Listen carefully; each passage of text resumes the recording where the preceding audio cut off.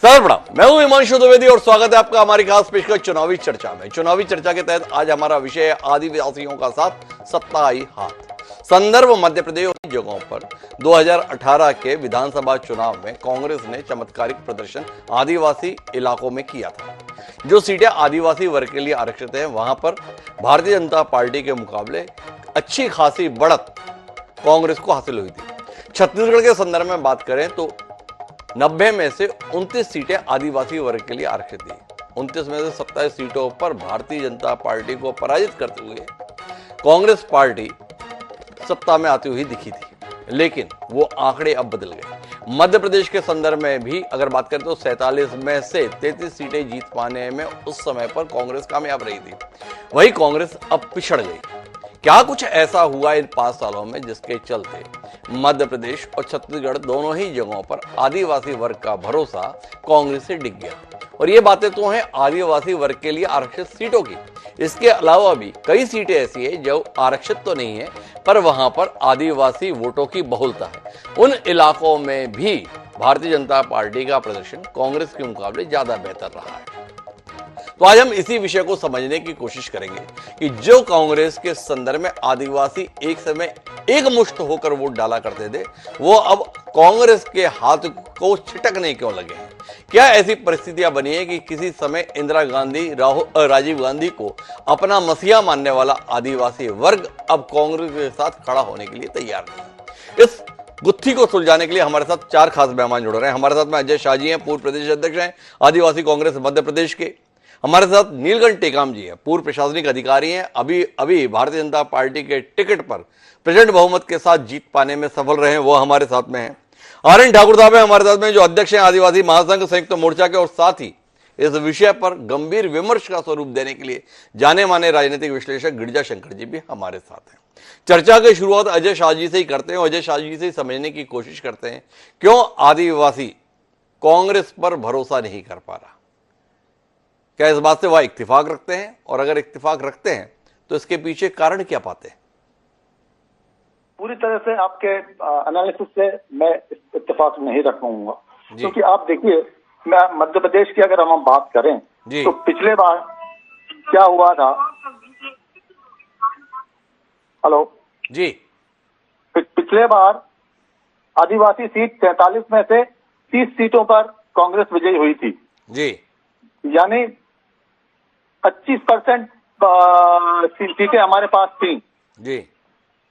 इस बार आप देखिए, हम 28 सीटें लेके वहां गए थे चुनाव में, और उसमें से हम 22 जीते हैं जी। यानी 33% सीटें आज भी कांग्रेस के पास हैं आदिवासियों की मध्य प्रदेश में जी।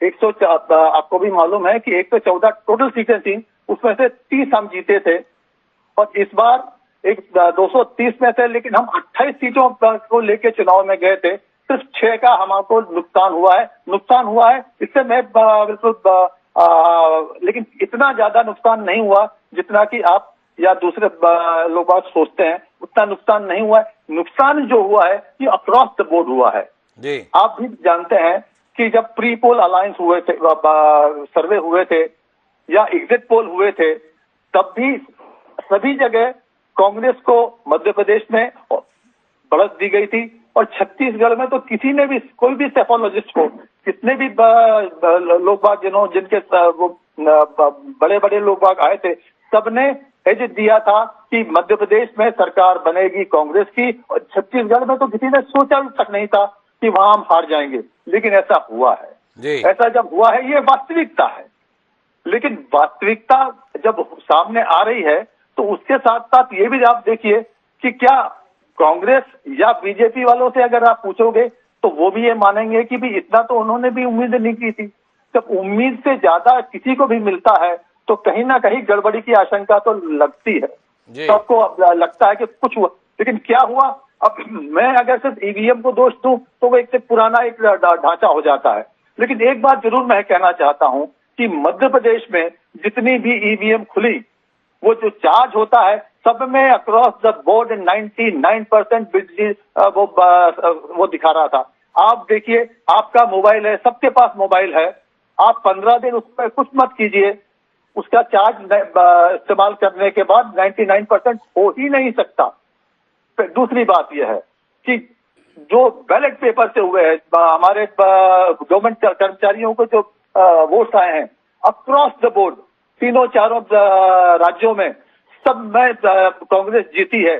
तो क्या हुआ कि भाई जब ईवीएम से जब रिजल्ट आए वहां इस तरह से त्राहिमाम हो गए। मध्य प्रदेश में तो सुनामी आ गई। तो मैं कह नहीं सकता कि क्या हुआ है, लेकिन ये आशंका जरूर मैं व्यक्त कर सकता हूं कि कुछ ना कुछ तो गड़बड़ थी।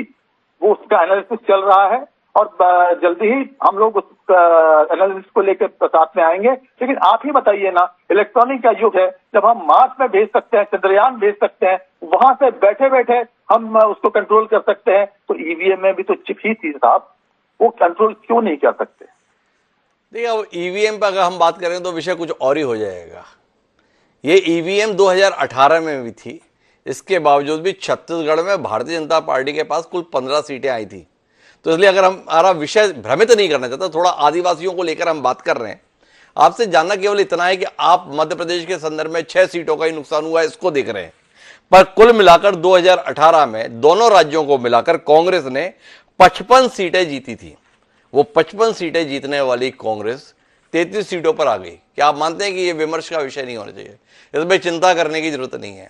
अगर आदिवासियों ने हमारे लिए इतनी सीटें घटा दी हैं तो कांग्रेस को क्या चिंता करने की जरूरत है? कुछ इस प्रकार का भाव है या आपको लगता है कि आदिवासियों के साथ जो कनेक्ट कांग्रेस का पहले हुआ करता था, कहीं ना कहीं कोई कमी तो आई है, कोई चूक तो हुई है? और भारतीय जनता पार्टी ने खासतौर पर नरेंद्र मोदी के नेतृत्व के बाद आदिवासी वर्ग को चिन्हित करके लगातार उनकी संवेदनाओं के साथ अपने आप को जोड़ने की जो कोशिश की है, उसने कांग्रेस की संभावनाओं पर पलीता लगाने का काम किया है।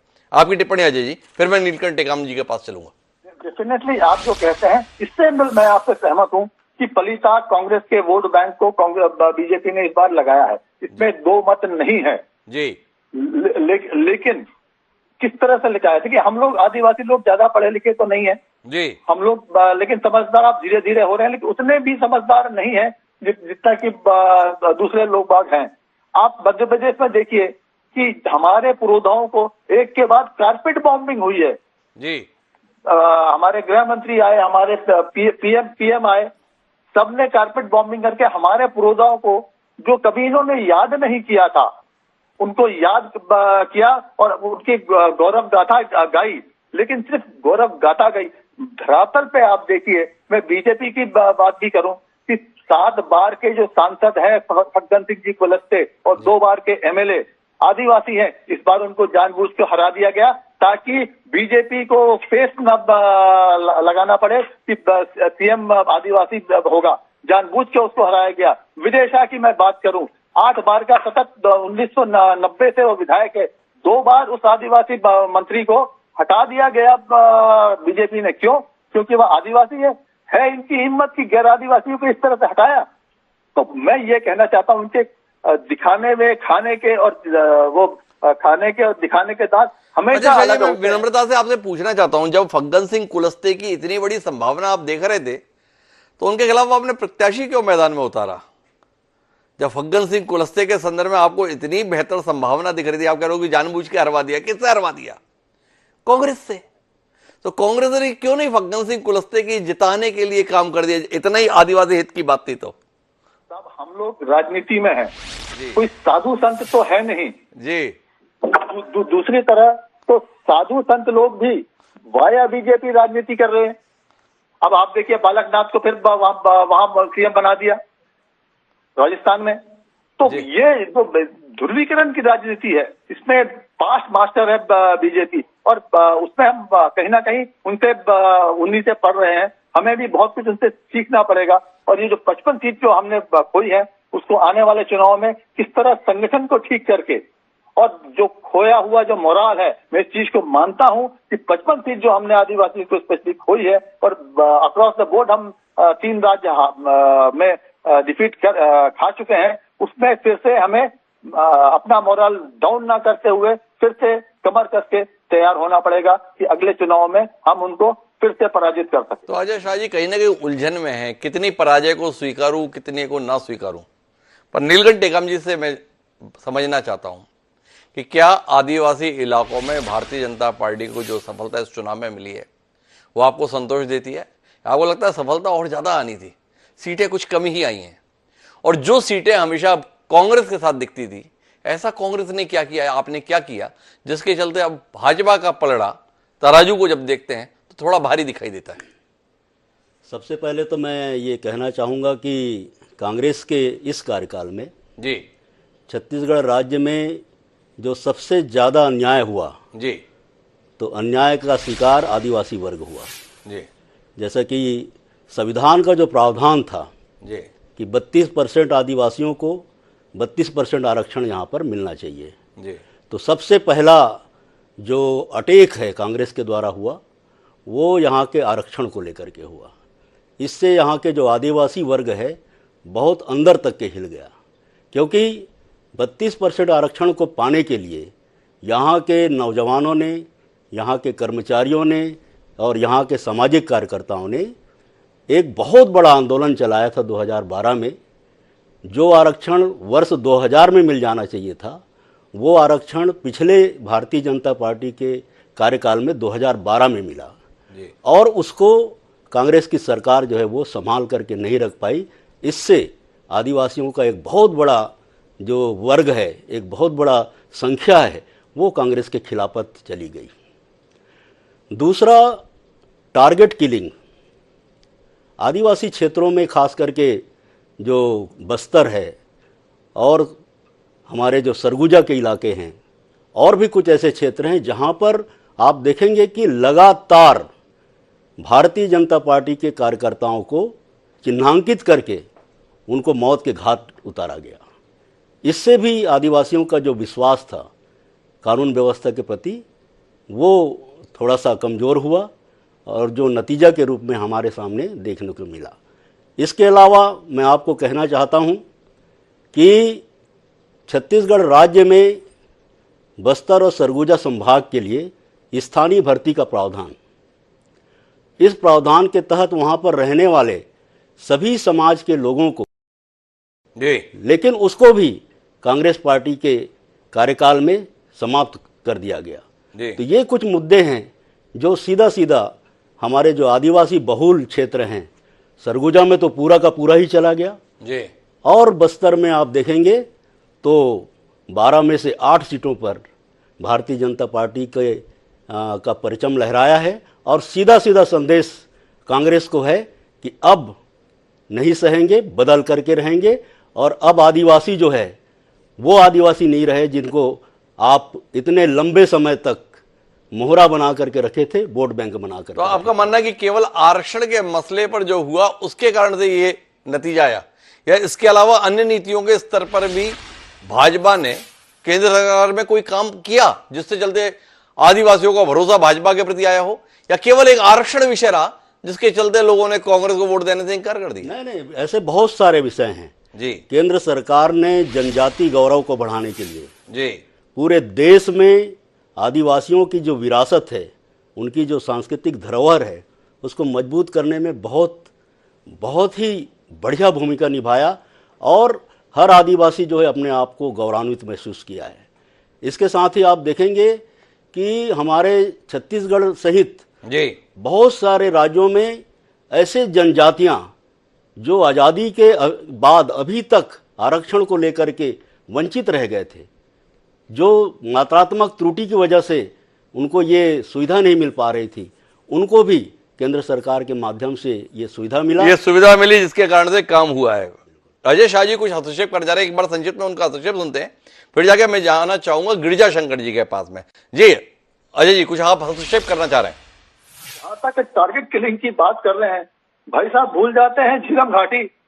अरे 28 बड़े बड़े कांग्रेस के नेताओं को नरसंहार करके ये लोग छत्तीसगढ़ में बीजेपी की सरकार थी तब मार दिया गया था, लेकिन भूल जाते हैं। आरक्षण की इन्होंने बात की, अगर 2012 में ये हो चुका था तो 2017 में कांग्रेस इतने भारी बहुमत से उन्हीं आदिवासी इलाकों से क्यों जीती? फिर इन्होंने कहा कि तीसरी और चौथी कैटेगरी की सब सीटों में आरक्षण बंद कर दिया था। अरे साहब, झूठ बोलने की भी इंतहा होती है। ऐसा कभी हो सकता है कि जिसके बल पर कांग्रेस सरकार या संविधान कहता है कि इतनी संवैधानिक व्यवस्था है कि इतने % आरक्षण मिलनी ही चाहिए, वहां आप बोल रहे हो कि तीसरी और चौथी कैटेगरी में बीजेपी ने आरक्षण बंद कर दिया था। अरे कुछ तो शर्म कीजिए, कुछ तो आंखों का पानी आपको होना चाहिए जब आप विधायक जी इतना बोलते हैं। मेरा बच्चा भी अभी विधायक बन चुका है, लेकिन ऐसी बात तो मत कीजिए कि अक्रॉस द बोर्ड आपने बहुत अच्छे उद्गार लिए हैं मोदी जी से। उन्होंने झूठ के अलावा क्या बोला है? जितनी भी 2014 में उन्होंने बात की थी या 2017-18 में की थी, एक भी बता दीजिए कि उन्होंने एक भी बात क्या उन्होंने पूरी की? अजय शाह जी को बहुत ऐतराज है नीलकंठ टेकाम जी की बातों से। मैं नीलकंठ टेकाम जी के पास आऊंगा, उससे पहले गिरिजा शंकर जी के पास में इस विमर्श को थोड़ा विस्तार देने के लिए जाना चाहता हूं। क्या कहते हैं गिरिजा शंकर जी? महज एक आरक्षण इसलिए भाजपा के प्रति लोगों का रुझान आ गया, या कांग्रेस के संदर्भ में कांग्रेस ने आदिवासी वर्ग की कोई उपेक्षा कर दी इसलिए ऐसा हो गया, या भारतीय जनता पार्टी ने शीर्ष स्तर पर उन लोगों को अपने साथ जोड़ने का अभियान चलाया हुआ है जो अमूमन भाजपा को वोट नहीं देते। और उसी कड़ी में पिछले कुछ समय से भारतीय जनता पार्टी ने द्रौपदी मुर्मू की राष्ट्रपति के पद पर ताजपोशी को भी यह बताने की कोशिश की कि आदिवासी वर्ग को अगर वास्तविक सम्मान किसी ने दिया है तो वो भारतीय जनता पार्टी ने दिया है। क्या आदिवासी इलाकों में भाजपा का बढ़ता वोट बैंक और भाजपा की बढ़ती सीटों में इस कोशिशों का कोई नतीजा आप देखते हैं, या स्थानीय समीकरण ही केवल इस नतीजे के लिए जिम्मेदार देखते हैं? बीजेपी और कांग्रेस दोनों इस बात की कोशिश करते हैं कि ट्राइबल एरियाज में उनका जनाधार बढ़े और उनको चुनावी लाभ मिले। ये बिल्कुल सही है कि परंपरागत रूप से आदिवासियों का जुड़ाव कांग्रेस के साथ रहा है, लेकिन कांग्रेस उसको रिटेन करने में बहुत लंबे समय तक सफल नहीं रही। और आप देखेंगे कि छत्तीसगढ़ में 2003 के चुनाव में, मध्य प्रदेश में 2003 के चुनाव में जिस आदिवासियों की एक बड़ी संख्या जो है सीटों की, वो बीजेपी के साथ गई। न केवल गई बल्कि आने वाले चुनावों में भी वो संख्या उनके साथ रही। कांग्रेस ने जरूर कोशिश की कि वापस वो अपना जनाधार बना सके, बढ़ा सके, लेकिन एक चीज यहां पर समझने की है कि जब चुनाव में परिणाम आते हैं तो पिछले कई चुनाव के परिणामों को आप देखेंगे तो आदिवासी सीटें अलग से बिहेव नहीं करती जी। जिस तरह से बाकी जो जनरल सीटों का परिणाम होता है, लगभग उसी अनुपात में आदिवासी सीटों का भी परिणाम होता है। यदि बीजेपी को 173 सीट मिलती है वो टोटल में, तो फिर वो 37-38 सीट आदिवासियों की जीत जाती है। और यदि उसकी टोटल सीट कम होती है तो उसी अनुपात में सीट कम हो जाती है। लेकिन बावजूद इसके जो आदिवासी जो सीटें हैं वो बहुत महत्वपूर्ण भूमिका अदा करती हैं सरकार बनाने या सरकार नहीं बनाने में। अब जिन मुद्दों की बात आदिवासियों की जा रही है, मुझे लगता है थोड़ा हट के इससे बात करने की जरूरत है। यदि हम आदिवासियों के हितों को लेकर उनको अपने साथ जोड़ने की बात करते हैं, तो एक तो आदिवासियों में भी अलग अलग उनके समुदाय हैं, अलग अलग उनके वर्ग हैं, और जब राजनीतिक दल या सरकारें जब योजना बनाती हैं या उनको एड्रेस करती हैं तो सारे आदिवासियों को एक छतरी के नीचे वो ला देते हैं। मसलन आप देखेंगे मध्य प्रदेश में झाबुआ का भील, सीधी और विंध्य का कोल, आपके मंडला डिंडोरी का गोंड या शिवपुरी का सहरिया, ये सभी आदिवासी हैं। लेकिन इनके रहन सहन, इनके खान पान, इनके तीज त्योहार, इनकी बिलीफ, इनकी आस्थाएं बिल्कुल अलग अलग है।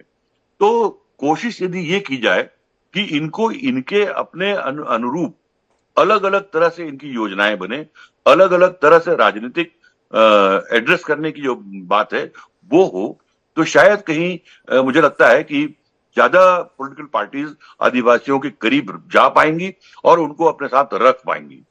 दूसरी महत्वपूर्ण बात जो है कि आदिवासियों के भौतिक विकास की जरूरत तो बिल्कुल वो है, वो होना भी चाहिए और उस दिशा में काम भी हो रहा है। लेकिन आदिवासी समाज एक तरह से हमारी तमाम जो विरासत है, हमारी कलाएं हैं, हमारी संस्कृति है उसका वो पोषक रहा है। उनकी बोलियों का, उनकी कलाओं का धीरे धीरे लोप हो रहा है। जी मैं नहीं समझता कि किसी पॉलिटिकल पार्टी के एजेंडा में जो घोषणा पत्र या वचन पत्र मध्य प्रदेश छत्तीसगढ़ का आया, जी उसमें आदिवासियों की कलाओं का, उनकी संस्कृति का, उनकी बोलियों का, उनके साहित्य का संरक्षण, प्रोत्साहन और उसको आगे बढ़ाने की कोई बात कहीं की गई है। मैं समझता हूं जब आदिवासियों के संदर्भ में बात करते हैं तो उनकी जीवन शैली का बहुत बड़ा महत्वपूर्ण हिस्सा जो है उनकी संस्कृति है, और जी उनकी संस्कृति को अनदेखा करके जब हम उनके विकास की बात करते हैं तो कहीं न कहीं कुछ गड़बड़ हो जाती है। यदि इस परिप्रेक्ष्य में यदि पॉलिटिकल पार्टीज आगे जाएं तो फिर यह संभव है कि उनके साथ एक अच्छा रेपो आदिवासियों के साथ वो बना सकेंगे। गिरिजा जी, आपने थोड़ा दिशा दूसरी दे दी। आदिवासियों का उद्धार कैसे हो, ये विषय हम फिर कभी चर्चा में कर लेंगे। अभी आदिवासियों के चलते भाजपा का उद्धार हो गया, हम थोड़ा इसमें बात करना चाहते हैं। आपसे जानना ये चाहता हूं कि कांग्रेस ने किया क्या ऐसा जिससे आदिवासी उससे कहीं ना कहीं छिटक गया, और भाजपा ने क्या किया ऐसा कि आदिवासी उसके पास आ गया, और तब आ गया जब आदिवासी हितों का पैरवी करने वाले तमाम आदिवासियों के नेतृत्व वाले राजनीतिक दल भी अस्तित्व में आ गए हैं। गोंडवाना गणतंत्र पार्टी जैसे संगठन मैदान में मौजूद हैं, जैस जैसे संगठन मैदान में मौजूद हैं। इनके बीच में आंकड़ों में बड़ा बदलाव है। 76 में से 55 सीटें पाने वाली कांग्रेस पार्टी इस बार 41 सीटें पाई है। वहीं 19 सीटें पाने वाली भारतीय जनता पार्टी 41 सीटें जीत पाने में कामयाब रही है। तो अंतर दिखता है ना, इस अंतर पर कोई दृष्टि दीजिए। जो मैंने बात की थी वो दरअसल आदिवासियों के उद्धार की बात नहीं थी, जी। वो एक राजनीतिक एजेंडा है। जी। जब आप किसी अपने मतदाता के साथ जाते हैं तो उनकी जीवन शैली और रहन सहन से बिना जुड़े जी। आप अपना राजनीतिक जो एजेंडा है वो पूरा नहीं कर सकते। जी। जहां तक बीजेपी और कांग्रेस को लाभ की बात है तो कांग्रेस ये मान के चलती रही है, न केवल आदिवासियों को लेकर बल्कि और भी दूसरे वर्गों को लेकर, ये हमारा परंपरागत वोट है, लगातार हमको ये वोट देते रहा है, हमारे साथ रहा है, तो इसके लिए बहुत ज्यादा कुछ एफर्ट करने की जरूरत नहीं है। थोड़ी कहीं ना कहीं ये चूक ये कांग्रेस से हुई है, जिसको आप ओवर कॉन्फिडेंस कह सकते हैं, या ये परंपरागत जुड़ाव पर विश्वास हो सकता है।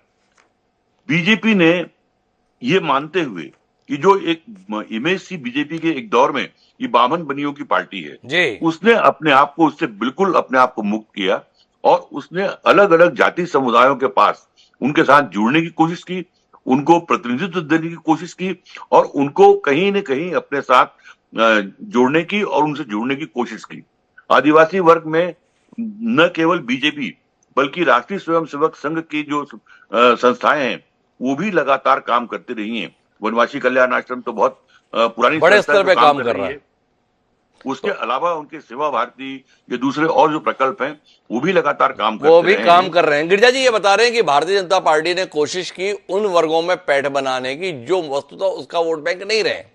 तो मैं आर एन ठाकुर साहब है हमारे साथ में, अध्यक्ष आदिवासी महासंघ संयुक्त मोर्चा, उनसे समझना चाहूंगा इस बदलाव के संदर्भ में क्या दृष्टि देखते हैं। क्या वाकई आदिवासियों के मन में यह भरोसा जागृत हो गया है कि कांग्रेस के बहकावे में थे, भाजपा के साथ में आप भरोसा करके हम अपने जीवन के स्तर को सुधार सकते हैं, या दोनों ही दल हैं जो बहका रहे हैं वो आदिवासी हमेशा की तरह चले जा रहे हैं?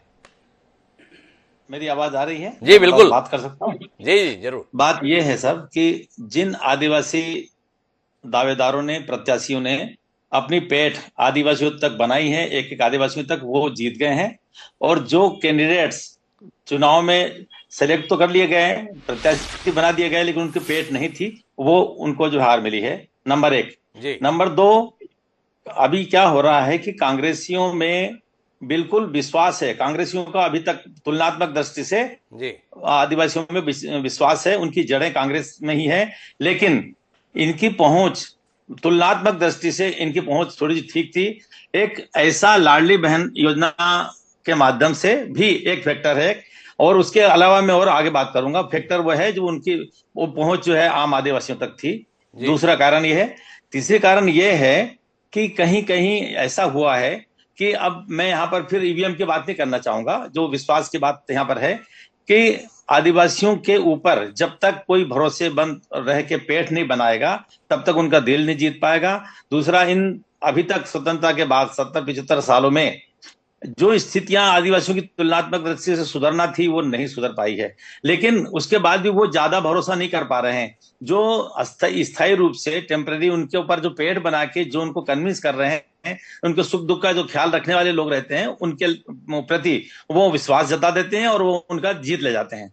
ये ताजा जो अभी उदाहरण हुआ है, जो 22 सीटें मिली हैं वो उनके जो पेड़ बनाए हुए लोग थे जी। और दूसरी बात यह है कि कई टिकटों के वितरण में भी बहुत बड़ा मामला हुआ है कि जो उनके साथ पेड़ बनाए थे वो वंचित रह गए और जो पेड़ नहीं बनाए हुए थे उनको टिकट मिली। इसकी वजह से भी कांग्रेस को हार का सामना करना पड़ा है। बीजेपी का लाडली बहना योजना और अन्य माध्यम से एक समान रूप से उनके साथ संपर्क था, उसका उनको परिणाम मिला है। दूसरी बात यह है, आने वाली बात और भी है कि जो एजेंडा आदिवासियों के कल्याण के लिए जो था, मतलब वो आप मैनिफेस्टो की बात कर रहा हूं मैं, उसमें वो लोग पूरी तरह कन्विंस नहीं हो पाए कांग्रेस की तरफ से। ठाकुर साहब, मैं बीच में रोकना चाहूंगा आपको। मामला इतना सरल है या मामला जरा जटिल है?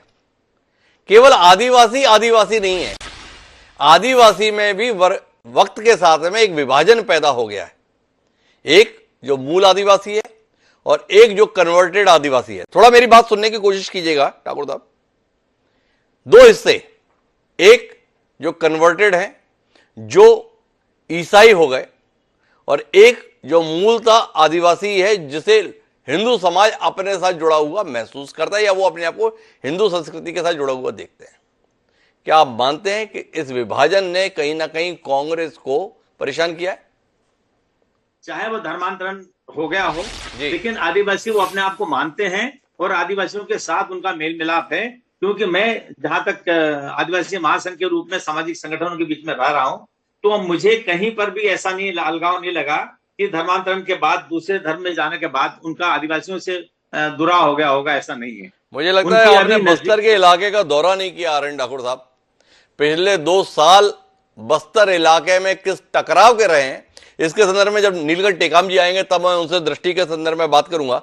लेकिन मैं अजय शाह जी के पास वापस लौटना चाहता हूं इस विमर्श को लेकर, और इस बात पर उनकी टिप्पणी चाहता हूं कि जिस पे गिरिजा शंकर जी ने ध्यान दिलाया कि एक समय ब्राह्मण बनिया की पार्टी कही जाने वाली भारतीय जनता पार्टी सुनियोजित और सुव्यवस्थित तरीके से उस वर्ग को अपने साथ जोड़ने की कोशिश कर रही है जो वस्तुतः उसे वोट नहीं देता।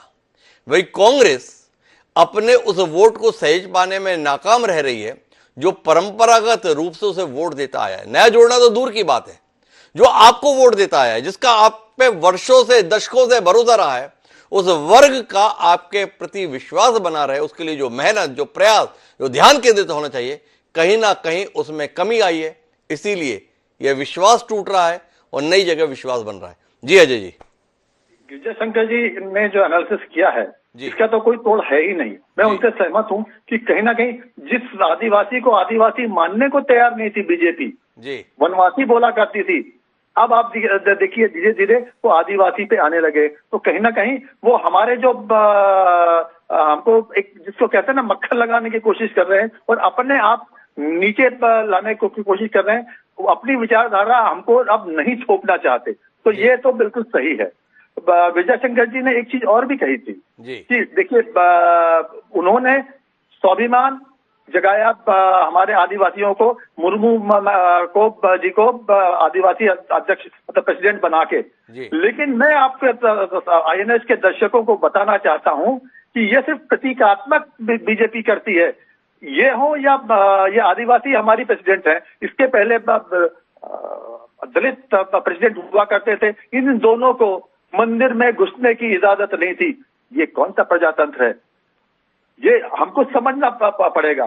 फिर दूसरी चीज ये है जो आपने कहा कि कन्वर्टेड जो कन्वर्शन हुआ है जी, कन्वर्शन का डेफिनेटली कहीं ना कहीं एक दुष्प्रभाव तो हुआ ही है जी। छत्तीसगढ़ में ज्यादा हुआ है, मध्य प्रदेश में कम हुआ है। मैं आपको बताऊं, देखिए यहाँ पे 2 चीजें हैं, आपने भी कही, जैस और गोंडवाना जी।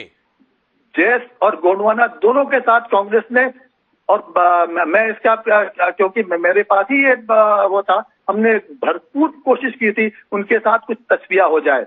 गैस के साथ तस्वीर हुआ और आपने देखा कि निवाड़ में हम जताई स्थिति कायम करने के बिल्कुल रहे। 6 सीटें जो आदिवासियों को हमने खोई है वो सब मैं आपको फिर बीजेपी वाले बड़े नेता थे छत्तीसगढ़ के थे कि पैसा खुदा तो नहीं, लेकिन खुदा की कसम खुदा से कम ही नहीं। उसी का कारण है कि जितनी भी आदिवासी सीटें कांग्रेस ने इस बार खोई है वो सब की सब महाकौशल में थी। वो डिंडोरी हो, वो मंडला हो, वो क्या बोलते हैं दूसरी जगह हो, सब वही खोई है। तो वो हमने कोशिश की आदिवासियों को तो बड़े नेता हैं, कहाँ मध्य प्रदेश की सीमा तक ही उलझे हुए हैं, थोड़ा छत्तीसगढ़ पे भी बात कीजिए ना।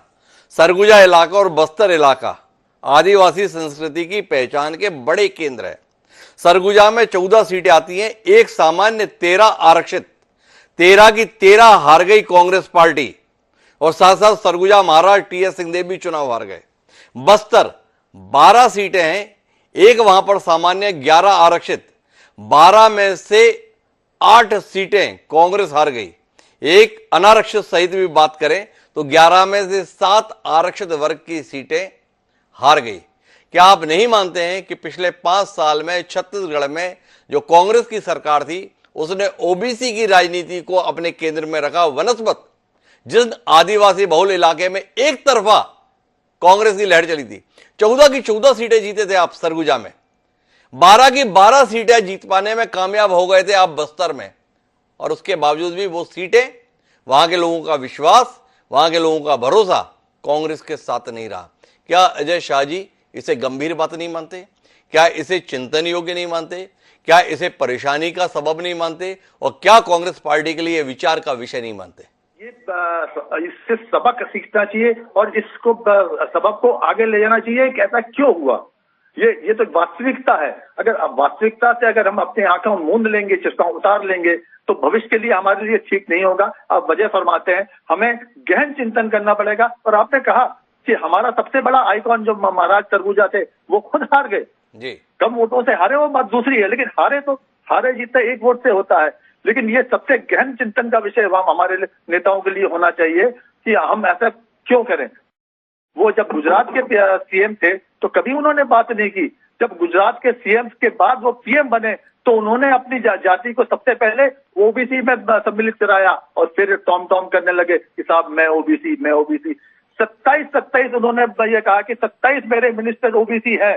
क्यों भाई, ओबीसी की राजनीति वो नहीं करते? मेरा अजय शाह जी आपसे यही तो कहना है कि आप भाजपा के पिछलग्गू क्यों हो गए? अगर भारतीय जनता पार्टी ने ओबीसी के संदर्भ में अपनी राजनीति को केंद्र में लाए तो आपके राहुल गांधी भी ओबीसी क्यों करने लगे? क्यों जातिगत आधारित जनगणना के पीछे ओबीसी कितना ये करने लगे? क्या आपको नहीं लगता है कि भाजपा की राह पर चलने की कोशिश में आप अपने लोग भी खो दिए और वही भारतीय जनता पार्टी नए लोगों को जोड़कर आगे बढ़ती जा रही है? बीजेपी की एक खासियत है, खुसूसियत है, वो जो एक चंक था उसको खंड विखंड करके अपनी राजनीति रोटियां सेकने में बहुत माहिर है, झूठ बोलने में बहुत माहिर है। मैं तो आपके चैनल पे पूछना चाहता हूं कि 2014 से जितने भी वादे किए हैं मोदी जी ने एक भी फुलफिल किए हैं? लेकिन क्या है कि जब तक झूठ सच को आप प्रतिपादित करते हैं, झूठ सैकड़ों मील चला जाता है। और झूठ का यही फायदा है कि उनके पास अखबार है, उनके पास टीवी है, उनके पास संचार के साधन है, और सबसे बड़ी बात है कि पीएम है। ये क्यों होता है कि अगर उनके पास पीएम है, आपके पास 2 राज्यों के सीएम थे अजय शाह साहब, सारे संसाधन आपके पास है, उन संसाधनों को पूरी तरीके से इस्तेमाल भी आपने किया था, तो भी परिणाम आपके खिलाफ आया। एक बार विचार कीजिएगा। आप खुद बोलते भी हैं कि विचार करने की जरूरत है, फिर विचार करने के स्थान में मोदी जी पर शुरू हो जाते हैं। मैं आना चाहता हूँ नीलकंठ टेकाम जी के पास, लेकिन उससे पहले गिरिजा शंकर जी के पास आना चाहता हूँ। गिरिजा जी, आपको कोई कोशिश दिखाई देती है कि कांग्रेस सच को समझने की कोशिश कर रही है, या इन हालात में भी कांग्रेस सच को नकार कर केवल और केवल विलाप पर जाना चाह रही है?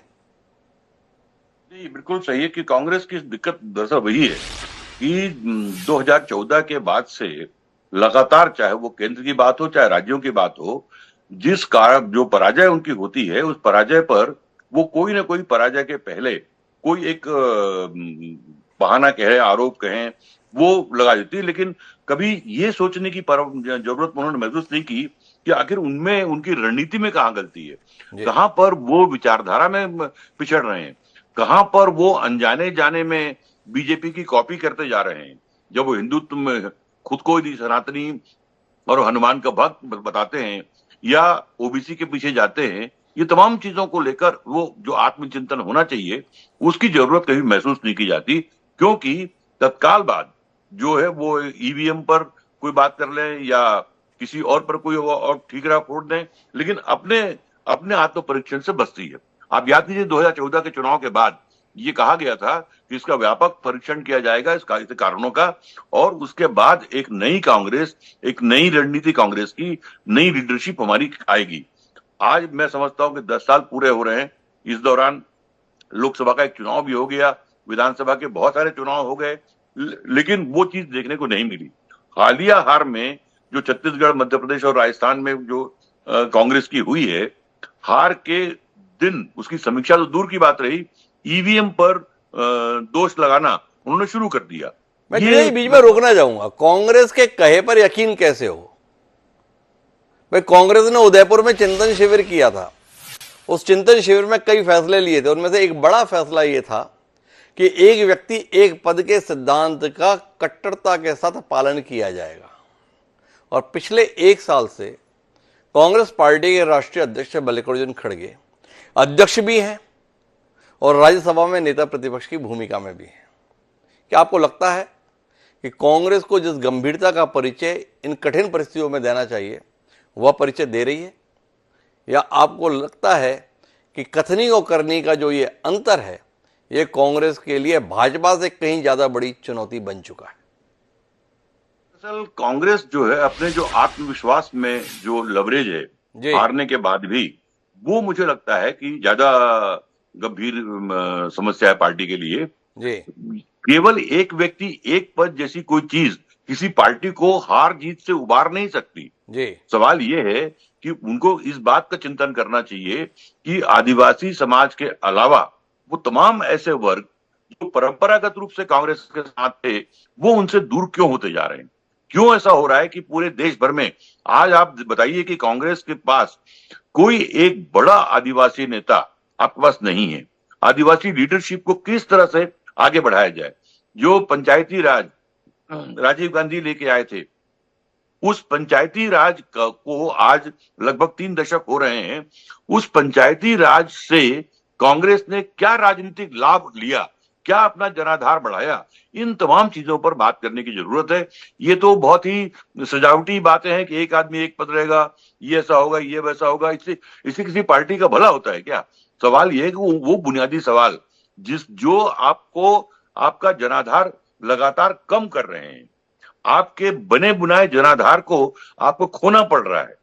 यदि छत्तीसगढ़ में देखें तो आदिवासियों की अधिकांश सीटों पर जब 18 में कांग्रेस ने जीत हासिल की थी, तो 5 साल में ऐसा क्या हुआ वो सारी सीटें उनके हाथ से निकल गई, रिटेन क्यों नहीं कर पाए? चिंता का और चिंतन का विषय ये होना चाहिए। उसमें किसी आरोप प्रत्यारोप या किसी एक्सक्यूज के जरिए बचने से पार्टी का भला नहीं होगा।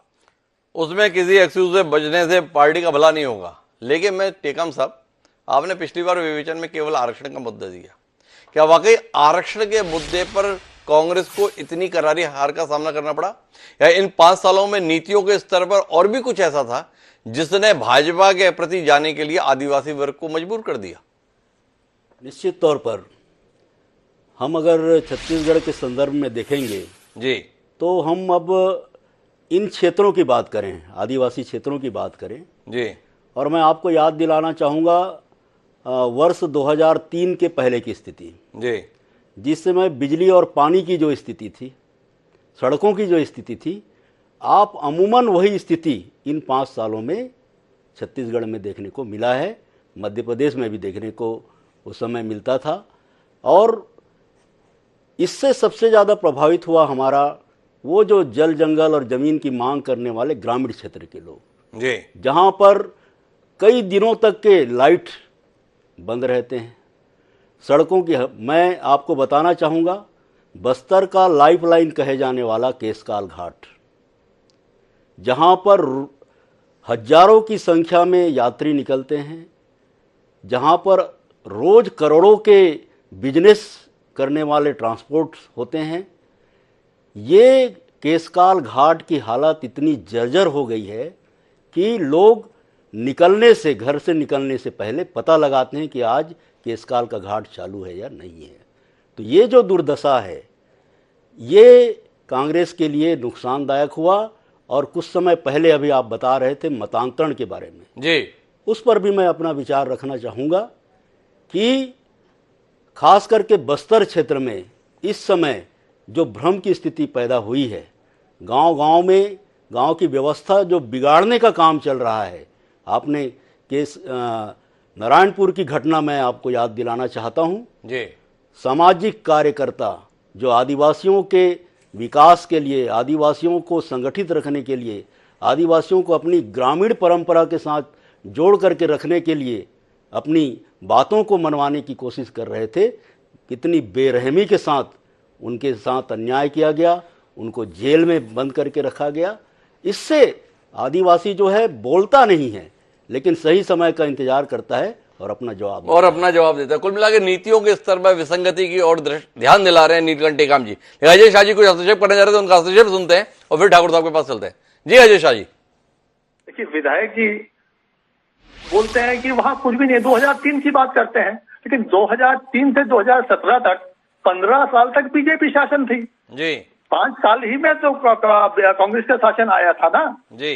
तो आप ये क्या कीजिए कि मतलब बीजेपी ने कुछ नहीं किया, ये बीजेपी ऑन रिकॉर्ड ये तय कर रहे हैं। धन्यवाद बीजेपी विधायक जी की आपने ये माना कि 15 साल में बीजेपी ने कुछ भी नहीं किया। दूसरी चीज, वो ये प्रकरण भूल के सॉरी वाला मैडम वाला प्रकरण कब हुआ था? जब रमन सिंह जी की सरकार थी। वो तो इंटरनेशनल लेवल पे थू हुई थी साहब, सिर्फ छत्तीसगढ़ की नहीं पूरे हिंदुस्तान की हुई थी। हमारे विधायक जी को शायद वो भी नहीं मालूम।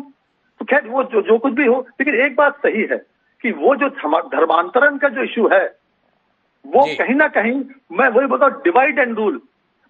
अंग्रेजों के जो पिट्ठू थे, इनके पुरोधा, वो अभी तक भी चल रहा है। इसलिए हम आदिवासियों को, हम तो कहते हैं एक तीर एक कमान, सारे आदिवासी एक समान। ये हमको भी डिवाइड करना चाहते हैं कि भैया तुम आदिवासी से अगर क्रिश्चियन हो गए हो तो तुम आदिवासी नहीं है।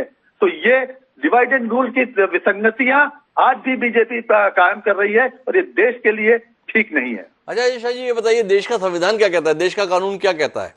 अगर कोई अपना धर्म परिवर्तन कर लेता है तो देश की कानून व्यवस्था उसे आदिवासी के तौर पर स्वीकार करती है या देश की व्यवस्था उसके संदर्भ में कुछ और कहानी कहती है? नहीं, बिल्कुल संविधान तो यही कहता है। देखिए, यहाँ भी हमको समझना पड़ेगा कि एससी के लॉज और एसटी के लॉज अलग अलग है धर्मांतरण के। अगर कोई एससी वाला धर्मांतरण कर लेता है तो ही लूजेस दैट रिजर्वेशन स्टेटस, लेकिन एसटी के लिए ऐसा नहीं है, वो उसको ये स्टेटस जारी रहेगा। वहां भी फिर हम लोग को क्यों अलग अलग करना चाहते हैं, क्यों डिवाइड करना चाहते हैं, क्यों लड़ाना चाहते हैं? झारखंड में क्या हो रहा है, वहां बस्तर में क्या हो रहा है? अभी अभी आपने देखा कि कितना बड़ा आंदोलन इन्होंने खड़ा किया था अक्रॉस द बोर्ड। तो देश में अगर ये व्यवस्था है कि किसी को भी प्रलोभन देकर उसका धर्म परिवर्तन, मत परिवर्तन ना कराया जाए, तो आपका मानना है कि आदिवासी इलाकों में इसकी खुली छूट होना चाहिए और कन्वर्जन का काम जोर शोर के साथ देश में चलना चाहिए, ऐसा है जी? कन्वर्शन क्यों हो रहा है जी? आज भूख, गरीबी, भूखमरी अगर होती है, अगर हमारी सरकार कोई भी हो, केंद्र में हो चाहे राज्य में हो, अगर हम आदिवासियों को भूखमरी का शिकार होती है, नौकरी नहीं दे सकती, हमारी पढ़ाई का इंतजाम नहीं कर सकती और कोई व्यक्ति कोई करना चाहता है, तो इससे बुराई क्या है? बुराई क्या है? अगर वो प्रलोभन दे कि तुम धर्म परिवर्तन कर लो तो मैं तुम्हारे लिए रोटी का इंतजाम कर दूंगा, तो उसमें बुराई क्या है? अजय शाह जी का ये तर्क है।